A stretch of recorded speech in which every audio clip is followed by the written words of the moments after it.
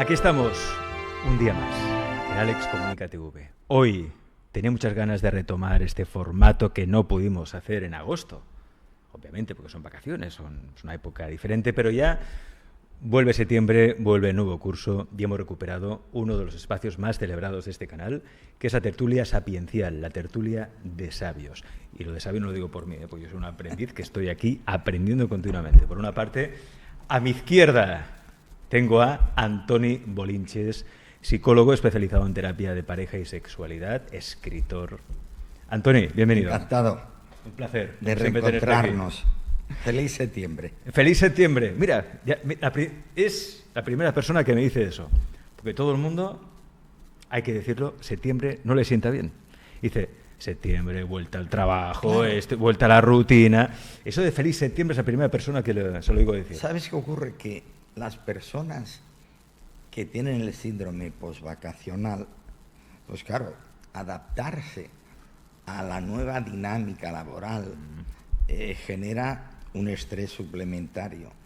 En cambio, los que tenemos la fortuna de dedicarnos a lo que nos gusta, necesitamos menos vacaciones y también tenemos menos estrés posvacacional, porque no volvemos a hacer algo que nos implica un esfuerzo excesivo, sino que nos volvemos a reencontrar con nuestra fuente de realización personal. Hasta que la sociedad no trabaje en cosas que a las personas les gusten y se sientan realizadas, pues evidentemente seguiremos necesitando vacaciones y seguiremos sufriendo estrés postvacacional. A ver si hoy lo podemos resolver, al menos dar alguna pista, alguna luz. Xanos Rius, experto en inteligencia emocional aplicada, para mí todo un alquimista de las emociones y también maestro de vida, que es algo que le dijo el otro día una alumna a Xanos. Yo lo escuché y digo, anda, es que me encanta, porque Xanos es eso, que también es un maestro de vida para mí. Ya sabes que Xanos me acompaña también en este proceso de crecimiento, maduración, descubrimiento personal que no va a acabar nunca, porque esto no se acaba nunca, siempre descubrimos cosas nuevas. Y aparte, claro, nos lo pasamos también juntos, que yo creo que no va a acabar nunca esto. Xanos, bienvenido. Bien encontrado, muchas gracias.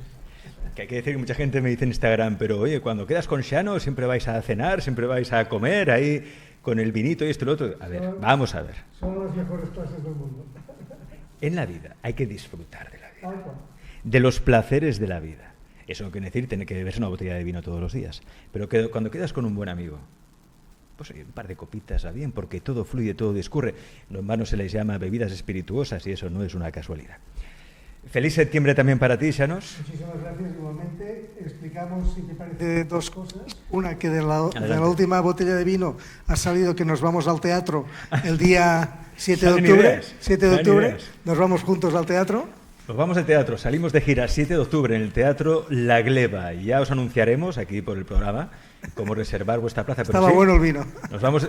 Claro, es que el vino da ideas, in vino veritas, ¿no? Dicen, con el vino se tienen las ideas y con el agua se ejecutan. Esto es importante. Lo tendré en cuenta el día de la gleba. Vinoterapia.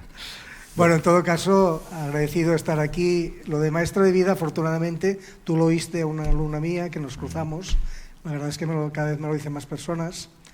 Bueno, yo me siento halagado, me siento bien, porque al final lo que hago es acompañar a las personas a que sean felices, a vivir en paz, en armonía, sin culpas ni miedos. Eso para mí son clases, eso para mí es una manera de hacer desde la inteligencia emocional aplicada que yo mismo he creado. Llevo ya 9 años y pico en este asunto y, como sabes, con un éxito tremendo.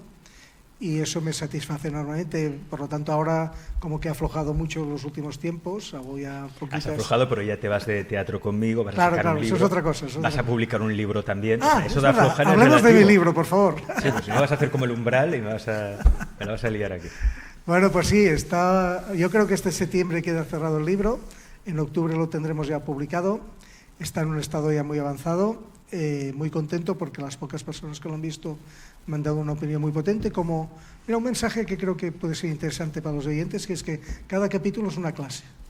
Entonces yo lo que no explico, porque creo y seguro que el maestro Bolinches confirma lo que voy a decir ahora, yo no creo que deba ofrecer técnicas y estrategias que yo utilizo para con vosotros, con los alumnos, porque de eso se podría hacer un mal uso, malentendido, pero en cambio lo que explicamos en una clase, que lo puedo explicar aquí, que hemos hecho aquí ponencias y qué tal, pues ¿por qué no? Entonces cada capítulo una clase, me parece buscar un tema clac, clac, clac, me dicen que es como una guía, un manual de inteligencia emocional aplicada, por lo tanto aquellas personas que no han tenido acceso a mí como acompañante o que no pueden venir a las ponencias o lo que sea, pues el libro les puede ser una buena contribución.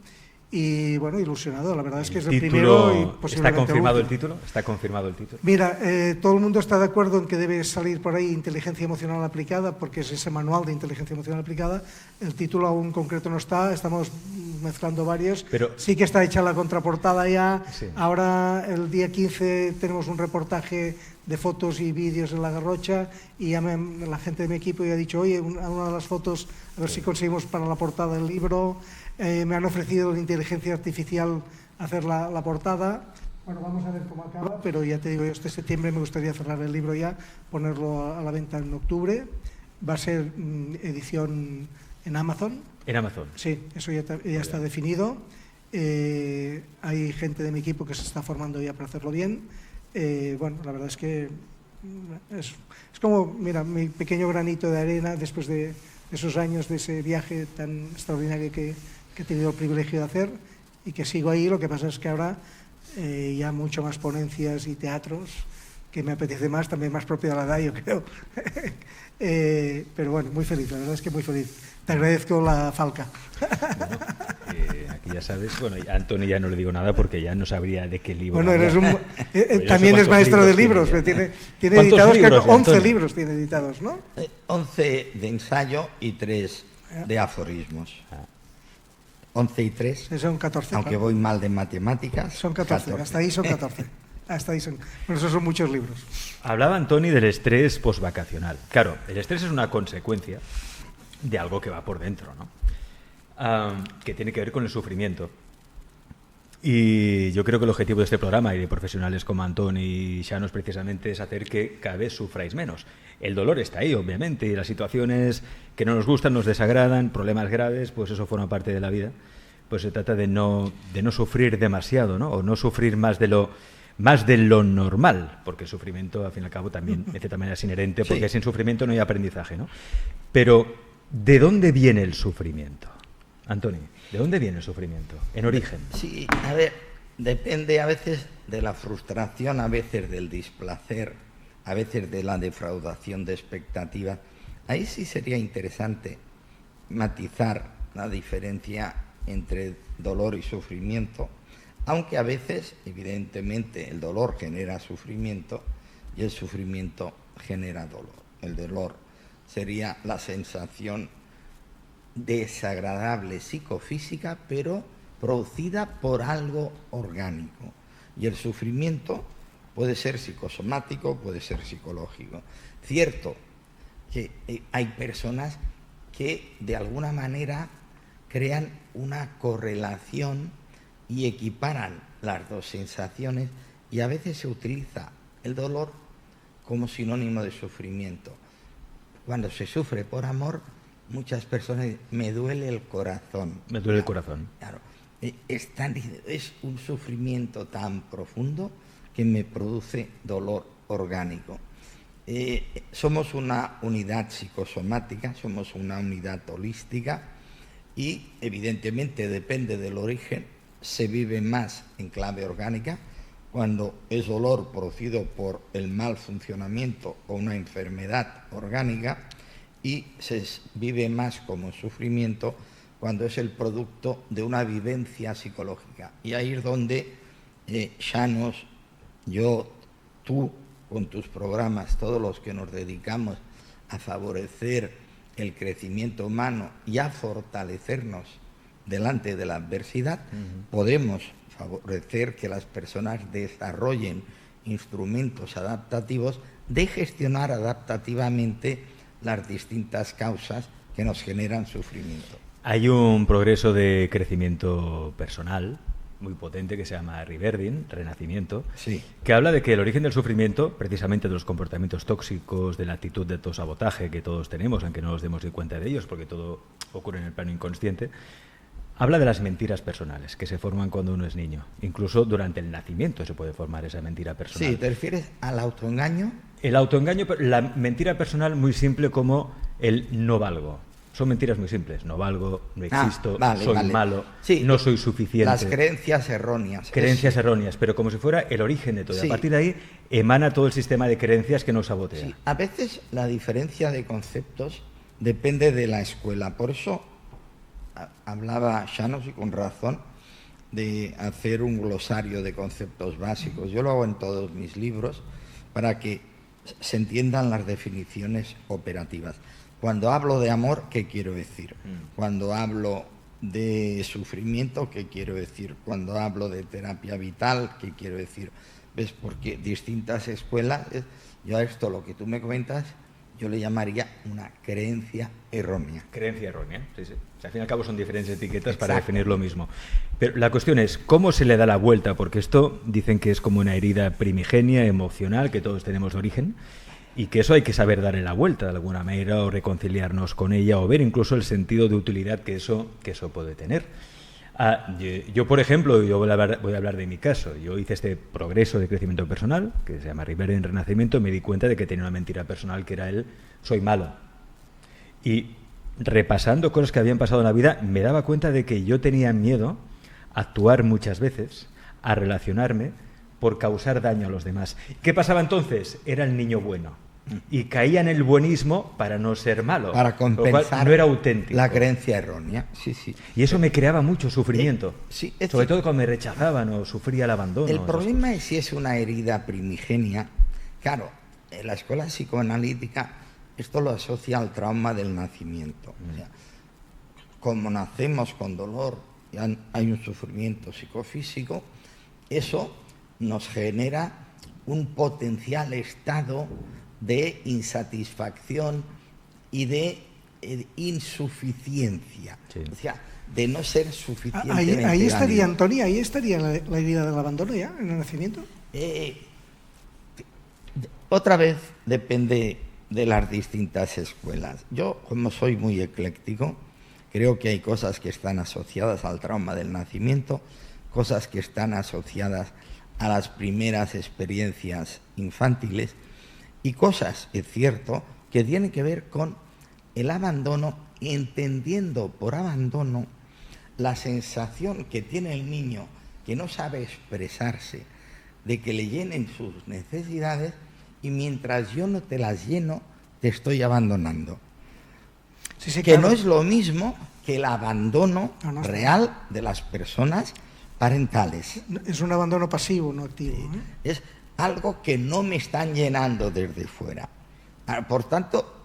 Hay una demanda de amor tan enorme de una criatura tan frágil que esa demanda de amor nadie puede cumplirla porque es absolutamente metafísica, ¿no? Claro, ¿qué hacen los niños? Aprenden a llorar para expresar su displacer. El displacer es porque están mal o porque necesitan ser recompensados. Si yo necesito comer o dormir y no me sé expresar, entonces yo lloro y los de fuera me han de interpretar. Que quede claro que hay quien con 50 y 60 años sigue haciendo lo mismo. Cierto. Disculpa, se me ha escapado. Oye, por favor, pregúntame qué es la resiliencia, hablando de sufrimiento. Llanos, ¿qué es la resiliencia? Muchas gracias por la pregunta, qué interesante. Yo la tengo definida, es que ahora estaba escuchando al maestro Bolinches y me he acordado de la resiliencia como el arte de no hacer sufrimiento del sufrimiento. Muy buena. No hacer sufrimiento del Sabes sufrimiento. que siempre estoy cambiando, como buscando el mejor diálogo interno.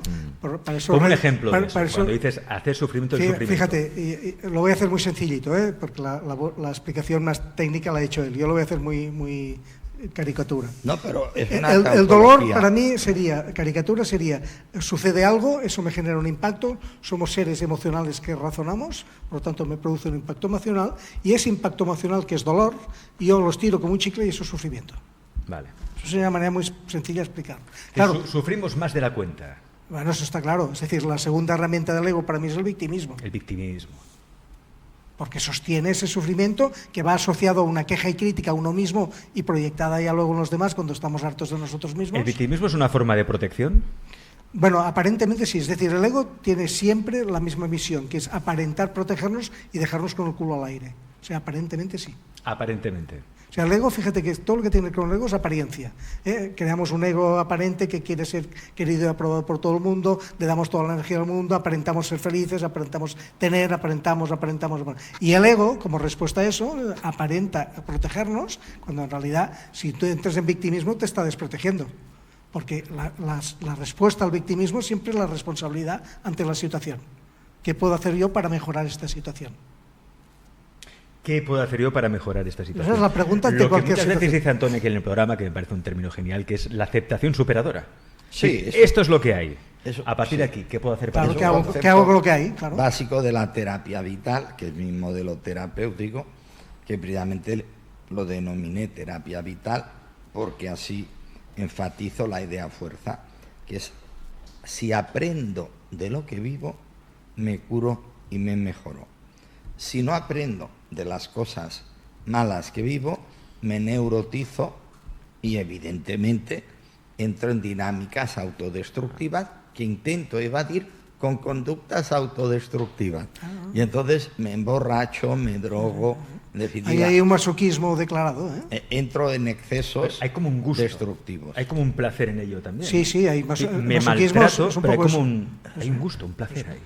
Sentirme triste crea como un placer extraño. Hay en muchas personas hay algo que seguro que Antonio nos lo explica mejor, que es la melancolía, que sería un Melancolía. espacio entre la tristeza y a un estado semi o de depresivo, en que ahí es como un barro que es agridulce, ¿verdad? Y ahí no estoy bien, pero con que conecto con mis emociones más profundas, como ahí me identifico como auténtico, no estoy bien, no salgo, bueno, al final es mucha cueva, cada vez es más cueva, y no esperan salir de ahí, sino que reclaman es que los demás acudan ahí para justificar su barro. Y eso es muy tóxico. Ese es el gran problema del ser humano, El ¿no? problema es que eso uno desde fuera lo puede ver, pero la persona que lo está padeciendo no lo ve muchas veces. No Está estoy tan tan de acuerdo. ensimismada No estoy tan de que acuerdo. no lo ve. No estoy tan de acuerdo. Muchas veces lo ven, muchas veces tú les acompañas a que lo vean, y el masoquismo que hay dentro, que sería como un personaje que les ofrece unas creencias irracionales, siguen sosteniéndolas. Es decir, las dos creencias más irracionales para mí que hay es el no puedo y el no me lo merezco. Son creencias absolutamente sociales, Sí. que están instaladas en la sociedad como el machismo, como Dios, que están en todas partes. Y limitantes. son Limitantes, creencias tal cual. limitantes. Has tocado un tema ya del machismo que está últimamente muy en boga, sobre todo con lo que ha pasado con Rubiales, Sí, que no lo hemos tocado aquí en el programa, pero si queréis podemos comentar un poco el tema. Mira, vamos a hacer un poco de salsa rosa, un poco de salseo, ¿vale? ¿Rubiales tenía que haber dimitido, sí o no, Llanos? ¿Te puedo contestar de verdad? Sí. ¿Sí? No tengo ni idea de qué me hablas. No miro la tele, no miro las noticias Sí, a desde ver, hace años. no puede ser, pero claro, tú te vas ahí a la Garrocha, Te lo juro. Lo siento, no puedo. vas a tu no atalaya. No puedo ofrecer mi opinión porque no sé de qué va. Pues Rubiales es el presidente de la Federación Española Sí, de Fútbol, sí. Es que cierto. dio la selección femenina de fútbol, ganó el Mundial. Y al ganar el Mundial, el hombre estaba eufórico y le dio un pico a una de las jugadoras que se llama Jenny Hermoso. Se ve que, claro, no fue un beso consentido, él dice que sí, ella dice que no, fue un pico de la euforia. Bueno, la cuestión es, claro, aquello se ha interpretado como un abuso, como un acoso, y ha habido tal presión social que al final él no quería dimitir, pero lo van a hacer dimitir, ¿no? Y aquí hay un poco como una división social, hay quien dice, hombre, fue excesivo, sí, pero quizá no tanto como para hacerlo dimitir, porque se ve que el hombre hacía una buena gestión ahí en la federación, hacía un buen trabajo, pero se ve que por ese beso que hizo a la jugadora, que en principio no era consentido, aunque luego ella se ve que en redes sociales bromeó sobre el tema y tampoco le dio tanta importancia como luego la sociedad le dio, pues lo están obligando a dimitir. Y hay un debate en la sociedad con esto, ¿no? Quizá nos estamos pasando de rosca o no, no lo sé. Porque está claro que Ya tengo el no opinión. es no y ya está. Lo del no es no, eso lo tenemos todos clarísimo, pero Ya tengo opinión. ¿no nos estamos pasando? No lo sé, pregunto. Antonio, ¿tú qué opinas sobre el tema de Rubiales? A ver, yo normalmente como psicólogo no puedo opinar porque debería conocer el caso. Como espectador, social del fenómeno, podríamos decir que la dimisión es el beso, es el factor desencadenante de todo el proceso. Claro. Pero la situación se ha creado, analizándolo sociológicamente, por la conjunción de 3 variables. Una primera, la mala gestión que él mismo hizo muy mala, de pésima, lo ocurrido. Pésima. El comportamiento chulesco, digamos, castizo, desproporcionado, que deberíamos analizar por qué esa persona estaba en ese estado de euforia del comportamiento. Y después había un problema de fondo, que eso es lo triste, que lo grave de la situación es la corrupción endémica que durante su mandato hubo en la Federación Española de Fútbol, y que curiosamente resulta que precisamente por lo sensibilizados que estamos, de manera lógica, porque hay que proteger a la parte débil, y es cierto que lo único que tiene la mujer más débil que el hombre es la fuerza física, en todo lo demás no se aprecian diferencias observables, curiosamente, en estos momentos, en el desarrollo intelectual y en el rendimiento escolar, académico y universitario. Las mujeres están sacando mejores notas que los hombres. Eso está claro. En definitiva, su resistencia al dolor es mayor. Lo único que tiene un hombre es la fuerza bruta, y por eso hemos de vigilar que la fuerza bruta no nos embrutezca ni a los hombres, claro, ni perjudique a las mujeres. En definitiva, le han castigado por un pecado de soberbia, por un comportamiento inadecuado, y a través de aquí ha pagado la factura de un comportamiento, digamos, irregular en la gestión de la Federación. La reflexión con más sentido común que he escuchado sobre el caso Rubiales. Gracias. Porque el problema no es el piquito que le da a Jenny. Ese es el factor desencadenante. Es el comportamiento chulesco que tuvo después, de soberbia. Es cierto que instantes antes se tocó los genitales aplaudiendo uno de los goles de la selección, que quedó retratado y lo vio todo el mundo, ¿no? Ahí es donde yo hay que pedir un poco más de nivel a nuestros dirigentes, sí, quizá también. Ahí es donde yo adjudico que seguramente ahí había un estado de euforia tóxica. Sí. O sea, es el comportamiento anterior y posterior. Anda que no tiene diplomacia lo de euforia tóxica. Uf. Muy buena. Genial. Genial. Dicho esto, que cada cual tenga su opinión sobre el tema, obviamente, volvemos a lo que aquí nos interesa, ese masoquismo. Y yo creo que todos somos un poco masocas. Y el amor, precisamente, es uno de los terrenos en los que hay más masoquismo encubierto, inconsciente. ¿Qué quiero decir con eso? Parece que hay personas que, si no sufren un poco por amor, les falta esa intensidad o esa pasión que debería tener el amor. Asocian intensidad y pasión al sufrimiento. Si estoy en una relación que de repente, oye, todo es fácil, todo fluye, oye, el chico, la chica, me encanta, todo va bien, dices, no puede ser, esto es de cuento, no, aquí tiene que fallar algo. Entonces ya empiezas a observar los defectos, aquello, tal, y acabas boicoteando la relación de pareja. Es un enfoque interesantísimo, porque muchas personas confunden y creen que si no sufren no aman, en lugar de entender que si sufres por amor, quizá es que no es un buen amor o no es una buena forma de amar. Ese es el problema de fondo.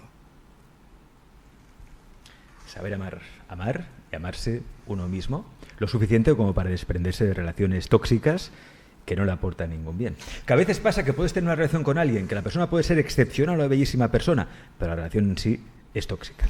Un capítulo de mi libro se titula Sin esfuerzo ni sacrificio, no hace falta. En la medida que yo doto de sentido todo aquello que hago, no hay esfuerzo ni sacrificio. Por lo tanto, ese masoquismo queda... De hecho, el amor armónico debería ser como dices tú. Debería ser comodidad relacional, estar con el otro sin dejar de ser tú. Y eso es posible. También es cierto que para eso hemos de tener mejor autoestima, elegir mejor, gestionar mejor y aportar más a la relación. Y ahí entramos en el gran debate paradójico. Si no me quieren, no me quiero, pero si no me quiero, es difícil que me quieran. El otro día publiqué en Instagram, disculpa, que me he acordado, ¿cómo era? Tenemos baja autoestima, lo cual quiere decir que no nos queremos. Eso que nosotros no queremos, es decir, nosotros mismos, queremos que sea querido por los demás. Claro. ¡Oh, qué neura! todo eso es neurótico absolutamente. Sí, es una paradoja. ¿Y no será que el amor armónico va por un lado y el deseo y la pulsión interna va por otro? ¿Qué quiero decir con esto? No. Porque aquí en este programa en el canal tenemos la audiencia, la mayoría es femenina, mujeres que muchas veces comparten aquí en el chat y que muchas tienen mal de amores, que no acaban de encontrar la relación. ¿Por qué? ¿Qué les pasa? Que ellas saben que con una persona tendrían un amor armónico, una relación genial, que les enriquecería mucho, pero esa persona no les tira, no sienten deseo. En cambio, solo sienten deseo por aquellas personas que quizás son más misteriosas o más canallas o más malotes, que saben que les las van a hacer pasar canutas, pero solo sienten deseo por esas personas. El amor armónico va por un lado, el deseo va por otro. A veces sí, a veces no, porque el amor armónico debería ser el resultado del buen acoplamiento de la pareja, que como tú sabes empieza secuencialmente por un buen acoplamiento sexual, luego se añaden caracteres suficientemente compatibles, escala de valores similar, y entonces eso da sentido a una relación cómoda en la que sin dejar de ser tú puedes estar con el otro. Es cierto que a veces la pulsión sexual se consume al consumarla y otras genera relaciones sexuales tóxicas. Luego, el amor armónico puede ser la consecuencia natural de la evolución de un enamoramiento pasional, pero a veces, como dices tú, una cosa y la otra no son consecutivas, sino que se dan por separado. Entonces, ¿se puede ser pareja sin deseo? No. Llanos. Mira, yo explicaba el otro día, creo que estuvimos aquí, que explicaba, siguiendo la línea de Antonio, de amor admirativo, amor compasivo y amor erótico sexual. Son como los tres tiempos de la psique, el mental, el emocional y el intuitivo. Difícilmente una pareja funciona si los tres no están medianamente armonizados. Sí. Cuando digo medianamente, quiero decir de un valor ya un poco importante. Aunque actualmente empezamos por el sexo. Nuestra sociedad empieza por el sexo. El enamoramiento, al final, lo hemos dicho alguna vez, ¿no? No es nada más que la necesidad de follar con el otro. Sexual. Tal cual. Es como dos avestruces que están ahí. Ahora, lo que sí hay es después parejas posexuales. Posexuales. Parejas que después de haber agotado el proyecto sexual siguen manteniendo un proyecto emocional. Pero eso solo es posible las parejas que entran en los 60 o los 70 años y llevan juntos 30 o 40 años. Si cambias de pareja a cualquier edad de la vida, la pulsión sexual vuelve a generar demanda porque genera una expectativa. Eso lo llamamos enamoramiento, aquello que tendría que estar prohibido.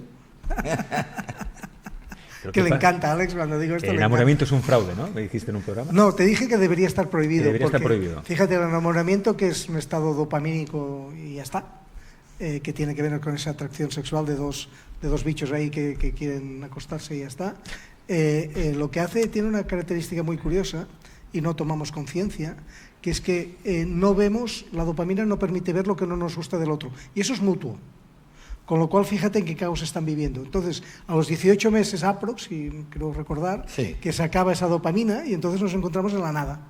Entonces, queremos que es de eso, que es la nada, queremos que surja una pareja de por vida. Y claro, volvemos a estar en la locura infinita. Eso no va a funcionar si no se ha llenado de valores. A mí alguna vez me han preguntado, ¿y tú no te enamoras? Yo sí, un día me enamoro, voy a gestionar mi dopamina. Es decir, yo no puedo evitar a lo mejor tener un golpe de dopamina, pero sí que puedo gestionarlo porque tomo conciencia de que estoy ahí. Porque si no, estaríamos en aquel estado que a muchas personas les gusta y que acaba siendo para ellos como muy, a ver si lo digo bien, como muy adictivo. Disculpa, gracias. No me salía la palabra. En que necesitan cada 18 meses cambiar de pareja porque hablan de mariposas y no sé qué follón, ¿no? Bueno, al final las mariposas no existen. Lo que existe es una necesidad de un deseo, porque mientras conquisto, me siento querido. En el momento que no hay conquista, no me siento querido. Si no hay mariposas, no me veo capaz de sostener una relación armónica, sino que necesito que la dopamina esté por encima mío, porque es como una droga, porque eso facilita, porque con que no veo lo que no me gusta, pues facilita todo. Es decir, es de una comodidad, como siempre, inversamente proporcional a la felicidad, brutal. De hecho, los primeros enamoramientos, cuando somos jóvenes, no es una verdadera elección amorosa. Es la conjunción de dos necesidades, dos situaciones y dos atracciones. Y si eso, por casualidad, resulta que se produce entre dos personas potencialmente compatibles y sintónicas a nivel caracterial y a nivel de códigos sexuales, ahí eso puede ir evolucionando, en el mejor de los casos, en un enamoramiento que se consolida en pareja, en una pareja que puede llegar al amor armónico. Pero ha dicho sí por casualidad, ¿eh? Sí, por casualidad. Que quede claro. O sea, veo que la cosa es muy compleja. Puede ser posible, pero poco probable. Pero poco probable. Sí, curiosamente, porque queremos vivir en la fase pasional de enamoramiento. Esa es la locura infinita. Y es lo que tú decías. Entonces, estamos en una búsqueda constante del refuerzo dopamínico. Porque fíjate que al final la dopamina, o sea, esas personas que buscan la dopamina como manera de tener una relación, lo que están haciendo es no solamente huir de sí mismas, sino que están huyendo de la realidad constantemente. Claro, eso sí que... a ver, lo explico al revés, quizás me explicaré mejor. El sufrimiento es una resistencia a la realidad. Cuando siempre que hay sufrimiento hay una resistencia a la realidad. Sí. Hay una no aceptación incondicional de la realidad. Sufrimos porque no aceptamos la realidad. Ahora, ese sufrimiento se puede convertir en sufrimiento productivo, que es la aceptación del sufrimiento y de las causas que lo han originado para trabajarlo psicológicamente a través del diálogo interior y a partir de ahí superar el sufrimiento y potenciar el crecimiento. Claro. La persona madura resiste mejor la frustración, gestiona mejor el sufrimiento y como consecuencia de eso es más dueño de su realidad y es el gran facilitador de su felicidad. ¿Me permitís un ejercicio muy sencillo que recomiendo a todo el mundo? ¿Qué pasa? Descripción de lo que está ocurriendo. ¿Qué siento con lo que pasa? Segundo paso. Tercer paso, ¿cómo me comporto ante lo que pasa?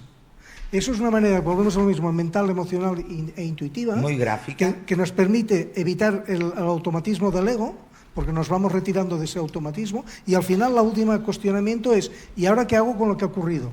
Que es lo que planteamos, ¿no? ¿Qué hago con lo que ocurre? Claro. Pasando por conectar con la emoción. O sea, no, es que esto nos lleva a ¿me construyo o me destruyo con lo que me ha ocurrido? Tal cual. ¿Qué hago con lo que ha ocurrido? El sufrimiento es el medio a través del cual nos neurotizamos o maduramos. Casi siempre, primero entramos en crisis neurótica, que adecuadamente gestionada nos permite superarla. Por eso, la evolución de una persona inmadura a sí misma madura no es una línea recta, es... Sí, no hay ningún crecimiento lineal. De sierra, crisis neurótica, superación, y en 20 o 30 años paso de la inmadurez a la madurez, en 20 o 30 años. Somos lo que superamos. Somos lo que superamos. Buena máxima. Me encanta. ¿Es tuya? Sí. Felicidades, Llanos. Bueno, sí, hasta donde yo sé, sí. Espera, que igual lo he aprendido en algún sitio y no tengo conciencia. Somos lo que superamos. Fíjate, el hecho de superarse tiene que ver directamente con el crecimiento y para mí, es una opinión personal, el crecimiento en sí mismo es la felicidad, porque me produce ese estado de superación constante. Por lo tanto, a esa superación constante, solo por si acaso por detrás le pondría una sola premisa, que sería aprender a aprendernos. No, por eso decía Confucio que solo puede ser feliz siempre el que sabe ser feliz con todo. Claro. Y eso solo es posible en una persona madura. Ser feliz en los buenos momentos, ahí servimos todos. El aprendizaje vital es llevar bien, entendiendo por bien, sin destruirnos ni descompensarnos los malos momentos y luego quedar contentos de la gestión. Es del mal momento. Es un tipo de felicidad que solo se puede experimentar en esas situaciones. A ver, ¿cómo te llega lo que te digo, Antoni?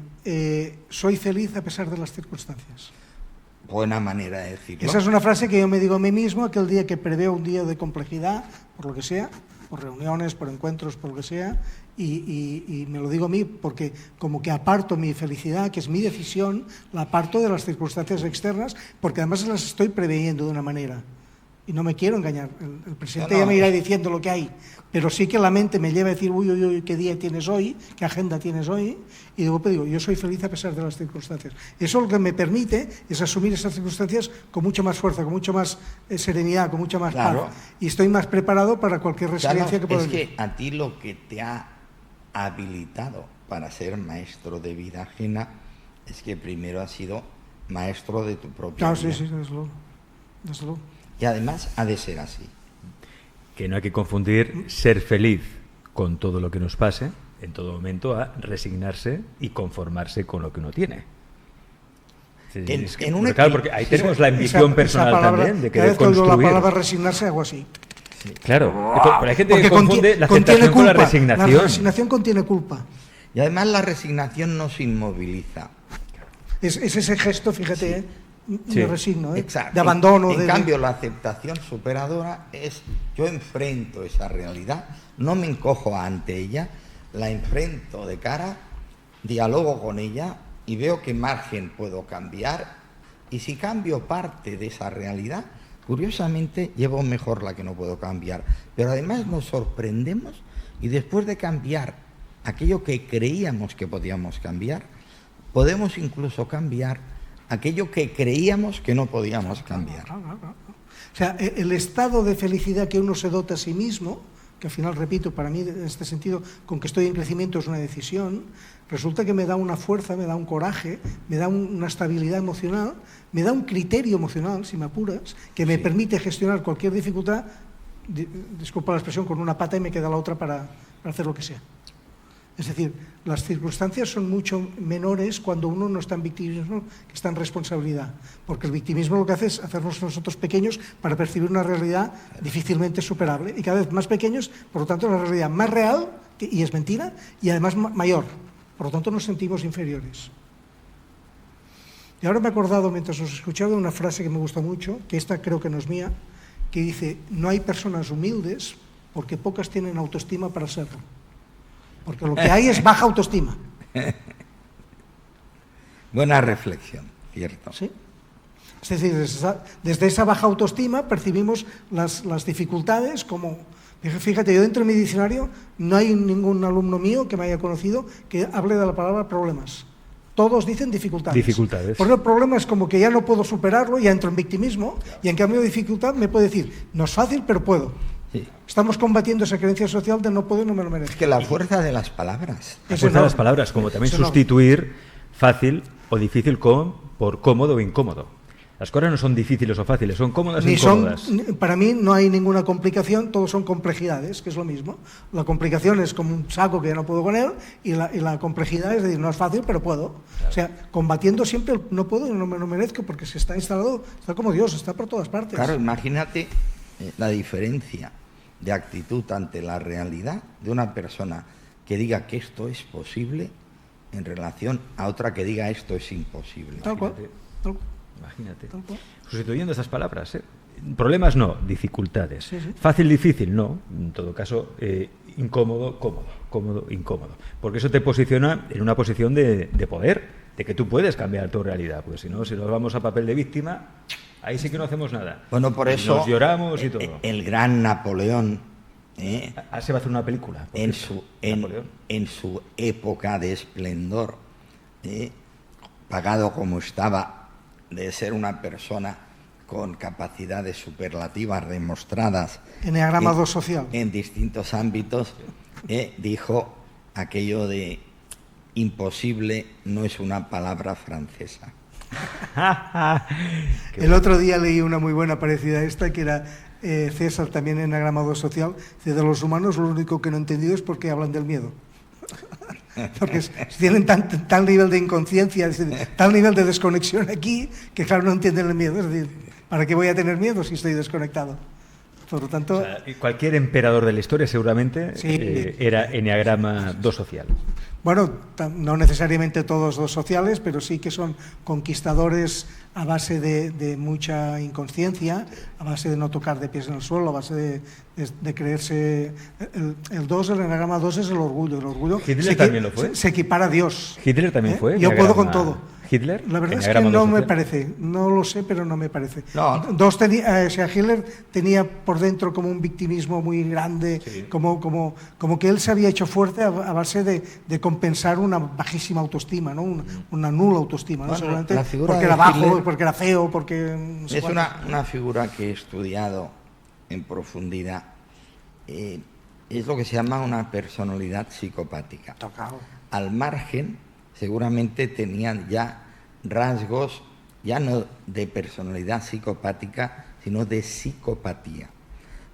Y, evidentemente, una formación reactiva ante su propio sentimiento de inferioridad. Unos complejos. Que entró, evidentemente, en una omnipotencia cuando la realidad le otorgó un poder que estaba por encima de sus capacidades. Y eso es lo que hace que una persona pierda el principio de realidad. Por ejemplo, un sabio nunca podrá ser un Hitler, y evidentemente un Hitler nunca podrá ser un sabio. Antoni Bolinches, Xanos Rius, ellos sí que son sabios y los tenemos aquí en el programa. Es una fortuna poder contar con ellos. Xanos, muchas gracias. A ti, por favor. Feliz viaje a la Garrocha. Muchas Y gracias. Antoni, feliz viaje Marchando. al trabajo. A trabajar. A trabajar. A trabajar.